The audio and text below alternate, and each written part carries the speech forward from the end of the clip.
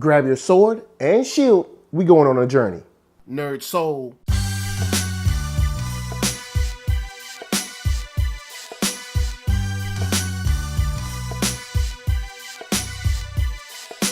Late Ill Kid at OneYoungsta, holding it down, bringing that street geek and nerd soul where we join geek and hip hop. So what is up, my people? Today we are here for Talk Shop, which means we are getting into some comic books or a comic book review. But before I get started, I got to give a big shout out to a new Patreon supporter, Enrique Carrion. Amazing comic book writer. He's worked for Marvel, has his own stuff like Vessel. And I just wanted to give you a shout out. Thank you so much for the support. Big ups, and keep doing what you're doing. So without further ado, we are getting into Chronicles of Corum, which is part of a new series of adapted graphic novels that are going to be coming out. And they are very interesting. The vibe of just the world that you're in is it has a very sword and shield feel, a very kind of like regal feel to it. And you definitely enjoy the journey. And before I get to all the journey and all that stuff, I gotta give a shout out to the art style, because when I initially saw the art, I was figuring, this has, it's like Mike Mignola. I'm not sure if I'm a super big into it.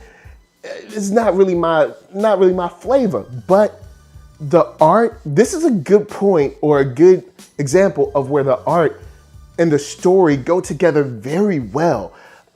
This tale is full of kind of like the magical and the sorcery and the gods and the humans and the different types of people and the old and new races, and it feeds into it very well. Just the look of it gives you this kind of like you're reading through scrolls, if you will. And I know that's hard to kind of describe, but it has this kind of like a tale of old feel to it.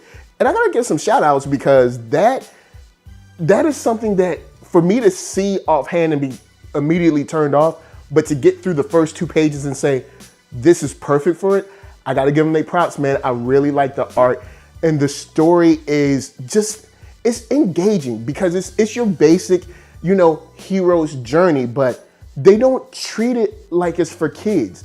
They expect that you're an adult and that you can handle, real issues of mortality, issues of love, issues of hate, issues of morality in yourself, of how gray or, how dark you actually want to go when you're committing certain acts. And Chronicles of Corum is, man, this thing, it's more than what you think. So let's get into exactly what it's about, which is this man who is a prince in the scarlet robe. He is part of a certain race, and I really hope I'm not mispronouncing this, the Vada. And there's the Mabden that are a new race of people, and the old races are being kind of basically placed under attack.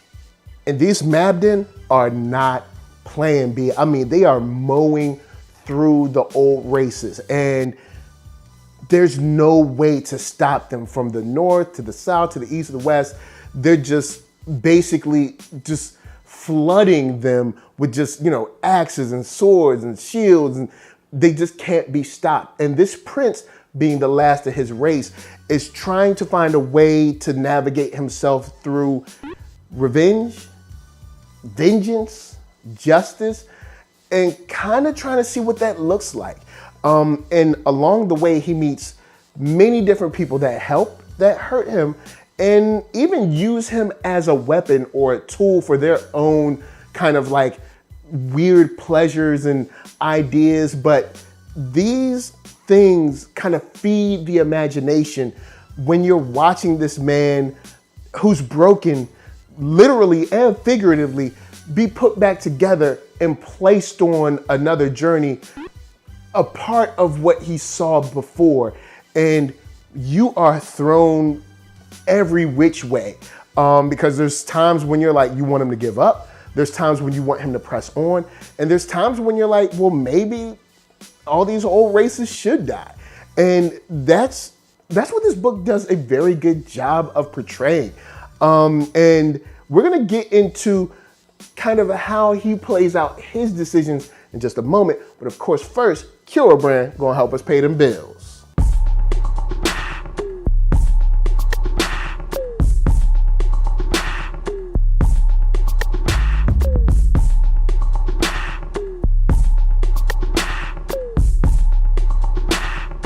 Oh yeah, check that link below. Hats, shirts, hoodies, all that jazz. And once you find something you like, cop it. Now, when it comes to, Prince Corum's whole journey, of course there has to be a lady that he comes across. But the lady that he comes across with Raylina becomes a very interesting part of his life, because she is Mabden, and one of the new races, the people that he should be hating, but he finds her to be the most beautiful woman that he's ever seen. She falls in love with him. They're supposed to be hating each other, but it adds into this isolationist kind of feeling of these certain Mabden that he's come in contact with that aren't into kind of like conquering and all this craziness.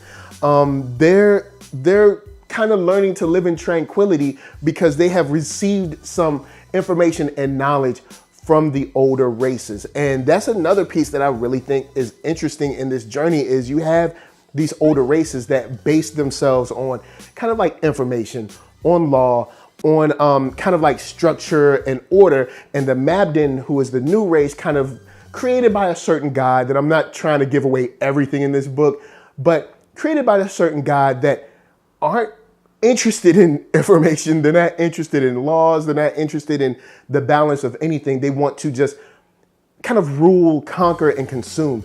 And it's that battle and that clash between the two and which should win and how much of each that kind of pushes him on his quest. And you see this long journey where they don't cut corners, where he's kind of like walking through these new lands. He's taking rides on boats and going over the high seas and battling sea monsters and, running through this portal, through that portal, and actually meeting and speaking with multiple gods that have their own ideologies. And it just gives you a very good foundation of how great this world is and how much went into building and filling out just the world itself in which they live and the rules inside. And it is, man, this thing is a great journey from end to end. I have to this is something that I normally would not ever, and I mean ever, look at the cover of and say, hey, you should check it out. But this is a book that I definitely think is worth your time. It's like 100 and so pages, so get through it in a day and you're gonna have a lot of fun. I mean, from the battles to the struggles with love and hate, to the struggles with where does justice end and revenge begin? Those kind of things, and the complex ideologies from the gods to man and from mortal to gods. There's a lot to get here, and I think you'll like it. So guys, if you have read Chronicles of Corum, holla at me, I'ma holla at you. Down in them comments, let's talk about what you liked about, what's your favorite part, what do you expect to see next, because there are gonna be some more volumes coming out. And if you haven't read it, check it out at that link below. It's worth your time. So before I get out of here, I'm going to tell you guys to hit up ThatNERDSoul.com. That's right. Check me out right there. All my videos from the oldest, newest, latest, greatest, and all that. Then hit up shop.ThatNERDSoul.com and pick yourself up a t-shirt, player. Don't forget to get one for them playettes. Then come back here, like, comment, subscribe, and share that nerd soul. That's right. There's no better way that I can show people that you like what you are watching. So LA, what up? VA, what up? RVA, you got my heart. And please be good to yourselves. Please be good to each other, and remember, whether it's your left hand or your right eye, protect it. Keep your guard up. Peace.